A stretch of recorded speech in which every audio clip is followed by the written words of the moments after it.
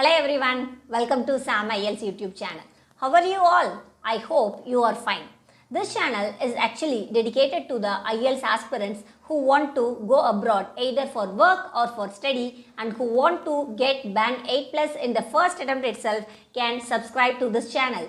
Also, the people who want to learn English from basic level to the advanced level, of course, you are welcome to subscribe to this channel because you will get a lot of English phrases which the native speakers use. So, you can actually use these phrases into a day-to-day conversations to improve your English proficiency as well as you can enhance your English vocabulary. Well, without further delay, let's get into today's topic. So, what is today's topic? Today's topic is all about the IELTS speaking part 2. I'm going to give you a detailed description of how to address the IELTS speaking part 2. Most of the IELTS aspirants actually struggle to face the IELTS speaking part 2 because it is a cue card round and it is a monotonous kind of round. Well, let me explain the strategies that you can actually use in the IELTS speaking part 2. First of all, you need to understand the examiner will give you a question paper as well as an answer sheet with a pencil. So, you need to read the question carefully and take down the notes. Your preparation time is exactly 1 minute. So, before getting into the preparation time, first read the questions carefully once you got the question paper in hand. Because once if you read anything wrongly or if you misunderstood the question, the entire scenario will go wrong. So, I would strongly prefer you to spend some time, at least 10 to 20 seconds of your time to understand the question in a proper manner. That is step number 1. Step number 2, write only the important points of the answer, which means just the one-word answer. For example, the question is asking you describe a person and your answer should be your father. Whatever it may be. Your answer is a one-word answer whom you want to describe. So, you don't have much time because 1 minute time is a less time. So, you need to understand, you need to follow the structure and then you need to write only one word or maximum 2 words. That's all you can do in that 1 minute. So, don't take too much of stress in writing more words in the answer sheet. So, one thing what you will have to do is that while speaking to the IELTS examiner, especially in the cue card round, avoid eye contact. Yes, you heard it correct. Avoid eye contact of the examiner. Instead, you concentrate on the question paper as well as the answer sheet because you need to correlate and form the sentence. For example, as discussed earlier, describe a person. That is the question and your answer is your father. So, you need to correlate these two words and frame a sentence. Remember, for this the question paper and the answer sheet in hand plays a vital role. If you look on into the examiner, you don't know what to speak and you will start blabbering. So, to avoid blabbering, you can look on into the question paper as well as the answer sheet, form the correlated sentence, then you can start speaking naturally. This is the way that you need to enhance your fluency as well as coherence and cohesion. So, step number 1, use proper structure. So, what is the structure is all about? Most of the students will ask me this question, how to start addressing for the IELTS speaking part 2. Well, my answer is that preamble you can use but to certain extent. So, what is preamble? Preamble is just the introduction.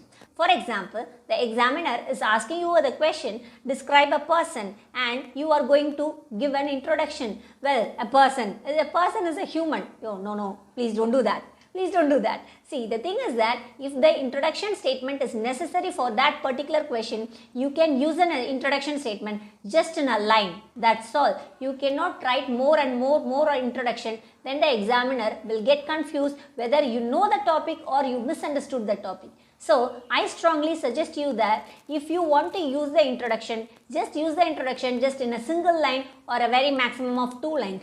If you have idiomatic expressions to explain your answer, well and good, then you can start your answer with the idiomatic expression. But you should not use the blabbering answers such as, well, that's an interesting question to discuss about. I'm going to talk about. See, the thing is that, well, that's an interesting question. No, that's not a proper introduction. In fact, if you want to give a proper introduction, you need to take from the question and you need to speak on just for 1 line if you know. Else, you can directly jump into the answer. Well, I'm going to talk about none other than my father. So, these are all the things that you can actually use. And remember, I use the word none other than, which is a impressive phrase for the IELTS speaking part 2. So directly jump into the answer if you are really confused with the preamble. That is the step number 1. And moving on to the further step, once you introduce the thing, move on to the time. What is the time? When did it happen? It happened almost 2 years ago. It happened 2 days ago. It happened 7 days ago. Whatever it may be, introduce the time factor. Yes, this time factor will actually elongate your answer as well as it create a set scene to the examiner so that the examiner really understands your way of approach to the particular answer. Though the question is asked or not asked, you can just say the set scene, which means the time, and then you can explain your answer. Remember, this time when you explain to the examiner will clearly understand, okay, this girl understands the questions very well and she is knowing how to address the question. So, time sequence is a very important thing. Then, moving on to the next thing. After explaining the preamble, the time sequence, and then moving on to the set scene. Set scene means when did it happen or what did it happen, something of that sort. You need to tell like the situation when it happened at almost 2 years ago. What happened at that time? I got stuck up in a traffic. Whatever it may be, you need to explain the scene where you are going to explain the story. This is called as the set scene. So after explaining a clear set scene to the examiner, then you are going to tell up the story. What did it happen? See, this story is actually based on the set scene that you have already created. Remember, though you have bullet points in hand in the IELTS speaking cue card round, you need to form a story kind of thing, and the story kind of thing should have an introduction. Just you need to create the time sequence. After that, you need to create the set scene, and after that, you need to build up your story. So these are all the 4 important things that you need to explain to the examiner without any hesitation or without any blabbering. Alright, so after explaining the story, what you are going to do? You are going to conclude. Yeah, so the total 5 steps you need to follow in order to get band 7 plus in the IELTS speaking exam. So what are these steps? First thing is the preamble, which is an introduction. If you know the introduction, of course you can speak within a line or 2, not more than that. Then moving on to the time sequence. Yes, this time sequence you need to explain when did it happen or when is going to happen, whatever it may be. It may be either present tense or it may be either future tense. You need to tell the time. Then moving on to the set scene. Set scene means you need to explain the situation, explain the settings. That is the thing you need to explain to the examiner. Step number 4. Then you need to explain the story which you are going to actually tell to the examiner that you need to build upon it. Step number 5, last but not least, you need to conclude so that the examiner really understand, okay, this person is going to conclude the answer. So that the examiner will give you the marks. So there are certain discourse markers such as hence, therefore, something of this sort. I would strongly recommend the hence and therefore or formal markers, formal discourse markers. So I would strongly suggest you to use overall, all in all, in the nutshell, these are all local conversational discourse markers where you can use in the IELTS exam. Never use the written language into the IELTS speaking exam. This would drastically reduce your marks.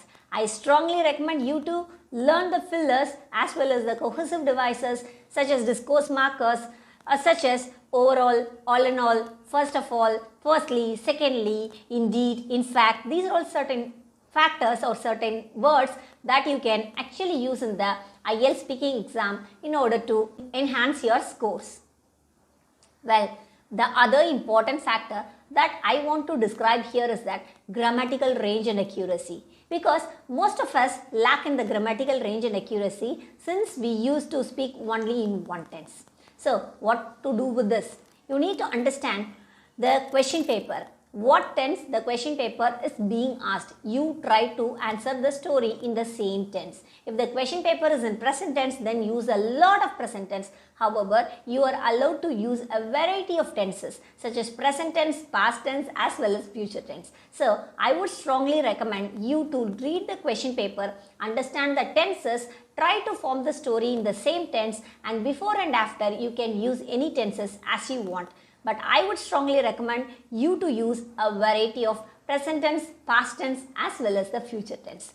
Other important tip that I want to discuss with you is that try to use the even though word or the although, though, whatever it is. It means you are trying to the examiner that you to use the complex structure that would actually create a lot of impression in the examiner, so that the examiner will give you a plenty of marks.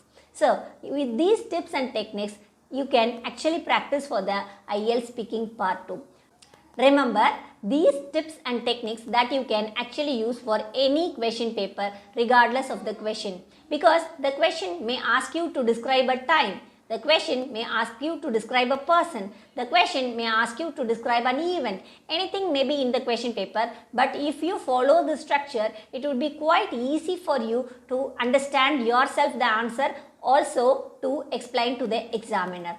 Remember, I am telling the keynote, avoid eye contact with the examiner because this plays a vital role in extension of your answers.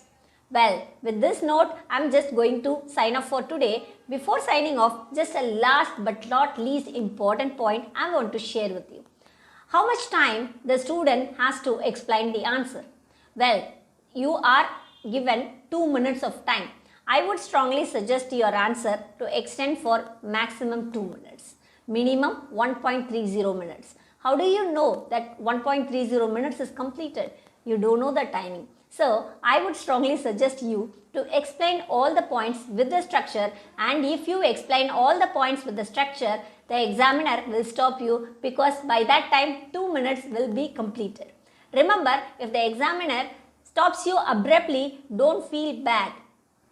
That's the rule of the exam. You need to speak only for 2 minutes, which means the examiner has assessed your answer and he is asking you to stop the answer to give you the evaluation marks. So I would strongly recommend you to extend your answer for 2 minutes so that the examiner can give you 8+ band. So with this note, I'm just signing off for today. So if you want any help related to the IELTS, speaking part 1, part 2, part 3, whatever it may be, or writing, reading, listening, any module, you visit www.samielts.in or our team WhatsApp number 90431408444 to get a better score. Well, what are you waiting for? With this note, I'm just signing off today. Please visit www.samielts.in or WhatsApp our team number 90431408444 to book a free demo with our expert tutors. If you really like this video, please like, share and subscribe to our channel.